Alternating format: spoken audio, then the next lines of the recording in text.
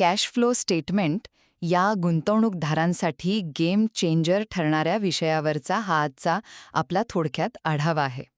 आता मला सांगा, कागदावर कोट्यावधींचा नफा कमावणारी एखादी कंपनी प्रत्यक्षात पूर्णपणे कंगाल असू शकते का? तर हो, नक्कीच असू शकते.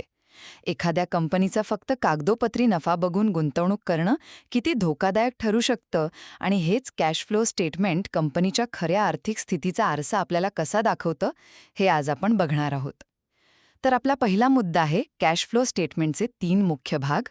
बघा, यात ऑपरेटिंग म्हणजे मुख्य व्यवसायातून येणारा पैसा, इन्व्हेस्टिंग म्हणजे मालमत्तेची खरेदी विक्री आणि फायनान्सिंग ज्यामध्ये कर्ज किंवा लाभांशाचा समावेश असतो. हे ना अगदी एका पाण्याच्या टाकीसारखं आहे. टाकीत पाणी नेमकं कुठून येतंय आणि कुठून गळतंय याचा अचूक हिशोब म्हणजेच आपला कॅश फ्लो. आता वळूया दुसऱ्या आणि खूप महत्त्वाच्या मुद्द्याकडे, तो म्हणजे फक्त नफा बघणं दिशाभूल करणारं असू शकतं. आता तुम्हाला साहजिकच प्रश्न पडेल की अहो नफा जास्त आहे तर मग हातात पैसा का नसेल? याचं साधं कारण म्हणजे उधारीची विक्री. समजा कंपनीने 100 कोटींचा माल उधारीवर विकला, तर कागदावर तो नफा नक्की दिसतो, पण प्रत्यक्षात बँकेत पैसे आलेलेच नसतात. कारण व्यवसाय चालवण्यासाठी कागदी नफा नाही तर प्रत्यक्ष रोकड लागते. आणि शेवटी समजा एखाद्या कंपनीने 10 कोटींचा नफा दाखवला, पण तिचा कॅश फ्लो जर निगेटिव्ह असेल, तर याचा अर्थ व्यवसायात खऱ्या अर्थाने पैसा आलेलाच नाहीये.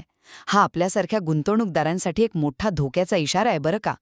म्हणूनच मुख्य व्यवसायातून येणारी प्रत्यक्ष रोकड म्हणजेच ऑपरेटिंग कॅश फ्लो नेहमी पॉझिटिव्ह असणं, हेच एका सुदृढ कंपनीचं लक्षण असतं. थोडक्यात सांगायचं तर नफा हा फक्त एक कागदी अंदाज असू शकतो, पण व्यवसायात खेळती असणारी रोकड हेच बिझनेसचं एकमेव सत्य आहे. त्यामुळे पुढच्या वेळी पैसे गुंतवताना केवळ प्रॉफिटच्या आकड्यांवर भाळू नका, तर कंपनीच्या गल्ल्यात खरंच किती रोकड जमा होते हे नक्की तपासा.